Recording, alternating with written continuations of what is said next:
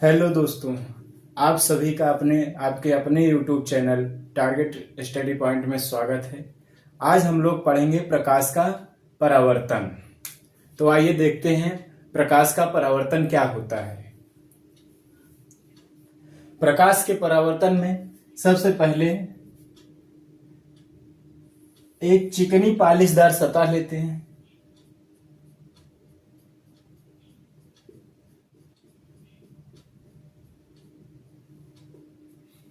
और उस सतह पर जब प्रकाश की किरण पड़ती है तो वह उसी माध्यम में वापस लौट जाती है और इसी घटना को प्रकाश का परावर्तन कहते हैं। अब जो किरण माध्यम से टकराती है उसको आपतित किरण कहते हैं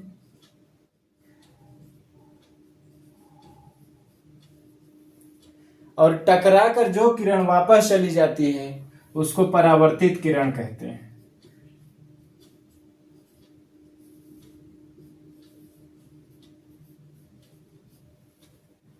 और जिस बिंदु पर आपतित किरण पड़ती है उस बिंदु को आपतन बिंदु कहते हैं।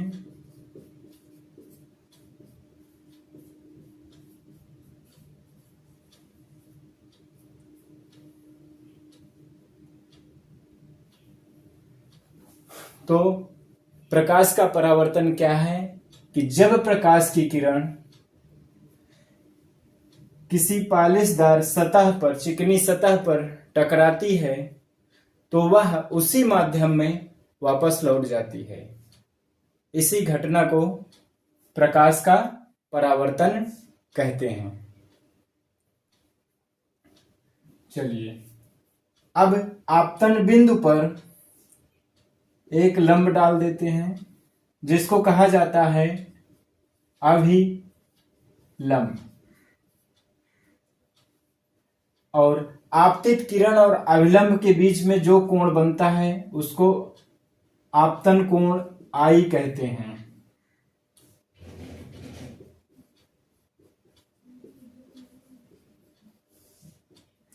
तथा अभिलंब और परावर्तित किरण के बीच जो कोण बनता है उसको परावर्तन कोण आर कहते हैं।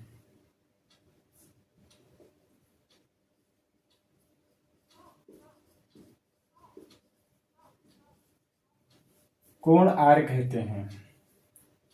ये आपकी पालिशदार सतह है।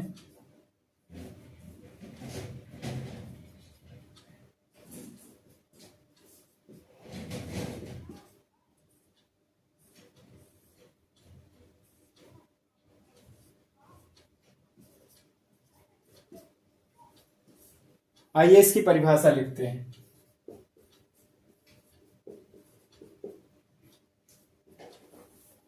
जब प्रकाश की किरण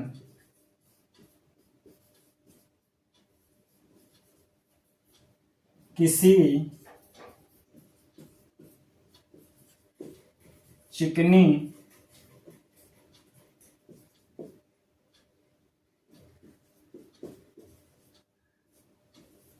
पालिशदार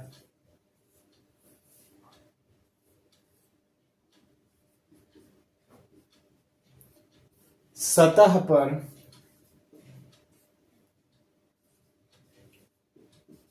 पड़ती है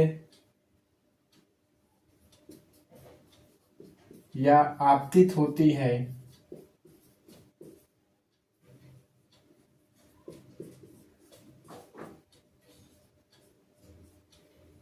तो वह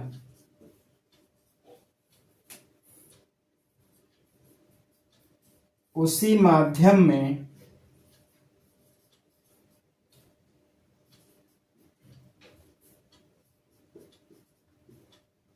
वापस लौट जाती है।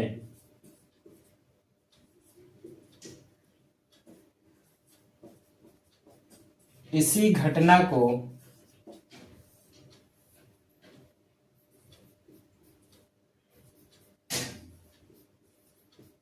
प्रकाश का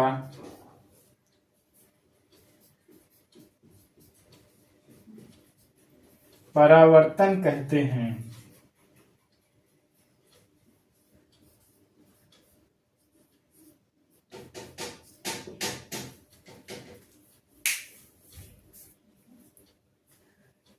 तो आपने देखा कि प्रकाश का परावर्तन क्या होता है। आइए इससे संबंधित कुछ परिभाषाएं देख लेते हैं। जैसे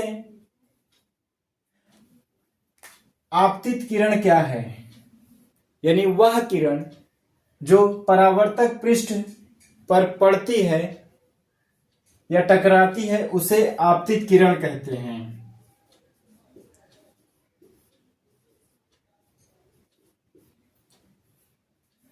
परावर्तित किरण क्या है, यानी ऐसी किरण जो परावर्तक पृष्ठ से टकराकर उसी माध्यम में वापस लौट जाती है, इसको हम परावर्तित किरण कहते हैं। अभिलंब क्या है, तो आपतन बिंदु पर डाला गया लंब अभिलंब है। आपतित किरण और अभिलंब के बीच में जो भी कोण बनता है उसको हम आपतन कोण आई कहते हैं। परावर्तित किरण और अभिलंब के बीच में जो भी कोण बनता है उसको परावर्तन कोण आर कहते हैं। तो इस तरह से इनके कुछ महत्वपूर्ण बिंदुओं के परिभाषाएं हो गई। आइए देखते हैं परावर्तन का नियम।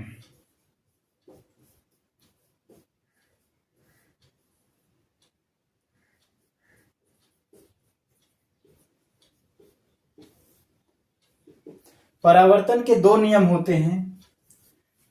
क्या होते हैं कि आपतित किरण, परावर्तित किरण तथा आपतन बिंदु पर डाला गया लंब अभिलंब तीनों एक ही तल पर होते हैं। चलिए लिख लेते हैं। आपतित किरण,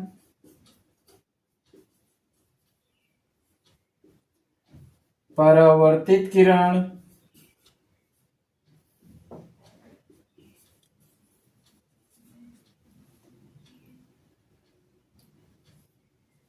तथा आपतन बिंदु पर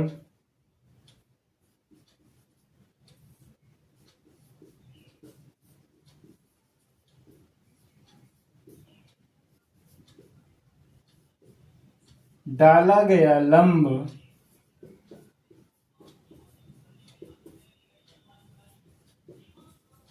अभिलंब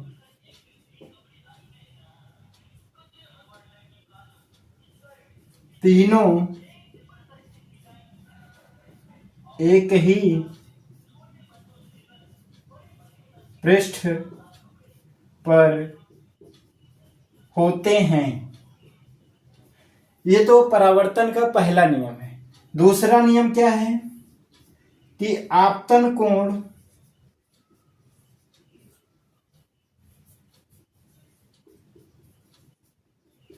सदैव बराबर होगा परावर्तन कोण के, यानी ये आपतन कोण आई और परावर्तन कोण हमेशा बराबर होगा। जैसे यदि मान लेते हैं आपतन कोण आई बराबर 45 अंश है तो परावर्तन कोण आर बराबर भी 45 अंश ही होगा। तो इस प्रकार से आपने देखा कि प्रकाश का परावर्तन क्या होता है। फिर से एक बार, जब प्रकाश की किरण किसी पालिशदार परावर्तक पृष्ठ पर पड़ती है तो वह उसी माध्यम में वापस लौट जाती है। इसी घटना को प्रकाश का परावर्तन कहते हैं। जो किरण परावर्तक पृष्ठ से टकराती है उसे आपतित किरण कहते हैं। टकराने के बाद उसी माध्यम में जो किरण वापस लौट जाती है उसको परावर्तित किरण कहते हैं। जिस बिंदु पर टकराती है उसे आपतन बिंदु तथा आपतन बिंदु पर जो लंब डाला जाता है उसको हम अभिलंब कहते हैं। अब आपतित किरण और अभिलंब के बीच में बने हुए कोण को आपतन कोण आई कहते हैं तथा अभिलंब और परावर्तित किरण के बीच में बने कोण को परावर्तन कोण कहते हैं, जिसे आर से प्रदर्शित करते हैं। परावर्तन के दो नियम होते हैं। पहला नियम क्या होता है कि आपतित किरण, परावर्तित किरण और आपतन बिंदु पर लंब अभिलंब तीनों एक ही पृष्ठ पर होते हैं। और दूसरा नियम क्या कहता है कि आपतन कोण आई और परावर्तन कोण आर हमेशा बराबर होते हैं। नोट कर लीजिए।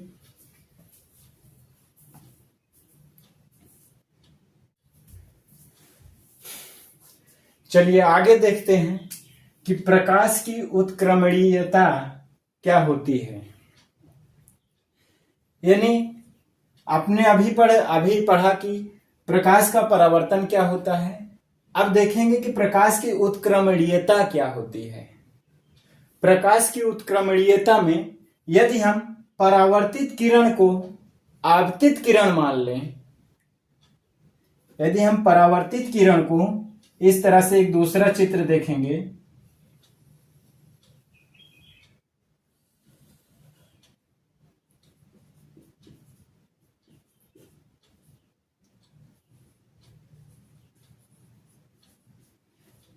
यानी इस परावर्तित किरण को क्या मान लें, आपतित किरण मान लें, तो आपतित किरण परावर्तित किरण की भांति कार्य करता है।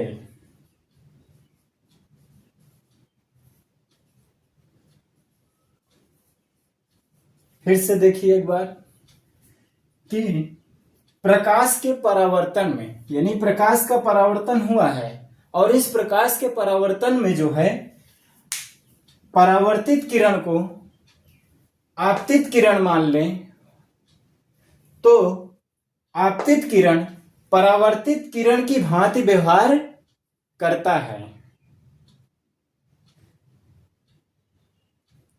चलिए आगे देखते हैं।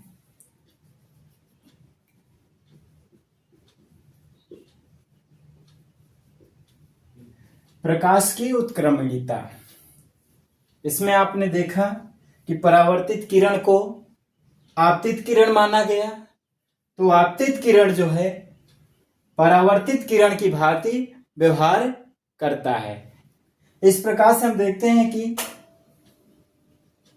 प्रकाश में अपने मार्ग को, यानी अपने जिस मार्ग से वह जा रहा है उसको उत्क्रमित करने का गुण निहित होता है और इसी गुण को जो है प्रकाश की उत्क्रमणीयता कहा जाता है। चलिए इसकी परिभाषा लिख लेते हैं। क्या होती है कि प्रकाश के परावर्तन की घटना में यदि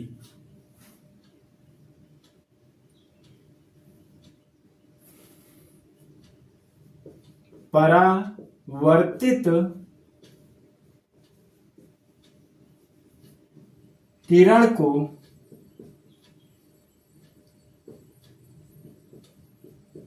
आपतित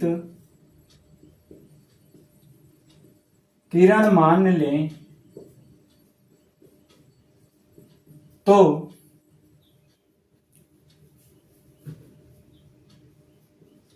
आपतित किरण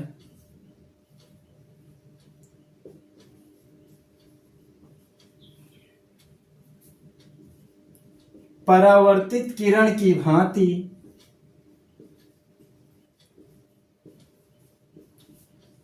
व्यवहार करेगा। अतः प्रकाश में अपने गमन, प्रकाश में अपने गमन पथ को उत्क्रमित अर्थात उल्टा करने का, उत्क्रमिक रिवर्स करने का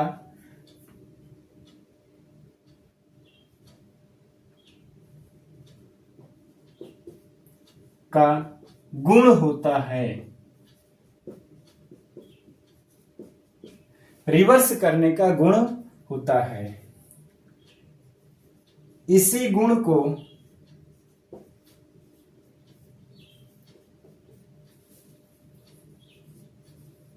प्रकाश की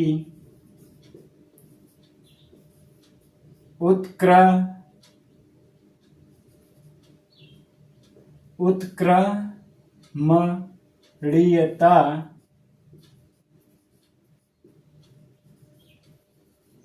कहते हैं। नोट कर लीजिए।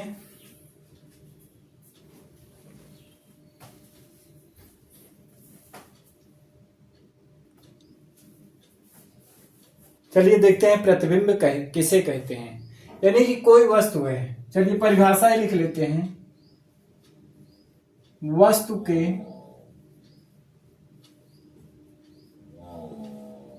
किसी बिंदु से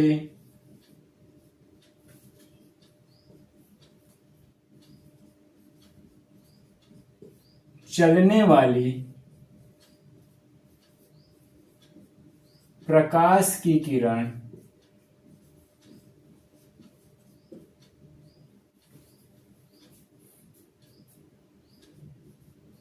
परावर्तन या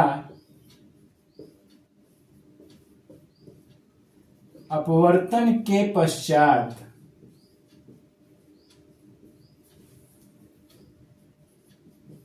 जिस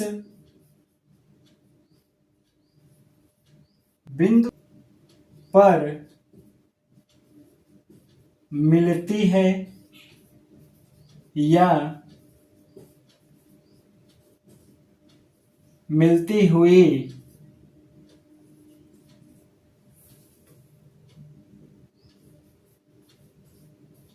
प्रतीत होती है,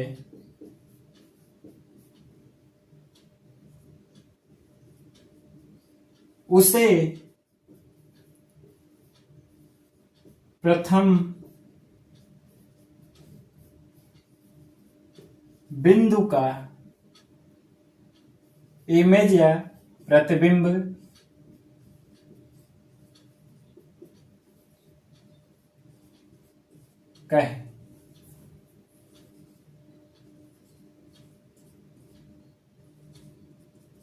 कहते हैं। प्रतिबिंब क्या है कि यदि किसी वस्तु से चलने वाली कोई प्रकाश की किरण जब किसी बिंदु पर मिलती है या मिलती हुई प्रतीत होती है तो उसको प्रथम बिंदु का प्रतिबिंब कहा जाता है। यानी अर्थात ऐसे समझिए सिंपल सी भाषा में कि जब किसी दर्पण के सामने कोई वस्तु रख दी जाती है तो दर्पण में जो उस वस्तु की आकृति प्राप्त होती है उसी को प्रतिबिंब कहा जाता है। समझ में आया? फिर से एक बार कि दर्पण के सामने किसी वस्तु को यदि रख दिया जाए तो दर्पण में जो भी आकृति बनती है उसे उस वस्तु का प्रतिबिंब कहा जाता है। प्रतिबिंब के प्रकार।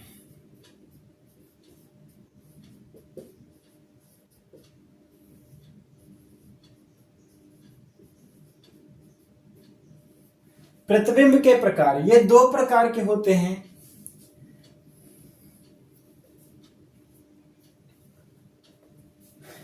ये कितने प्रकार के होते हैं? दो प्रकार के। एक तो वास्तविक प्रतिबिंब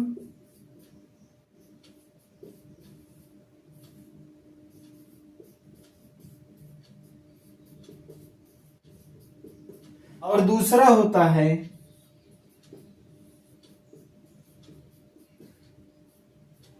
आभासी प्रतिबिंब।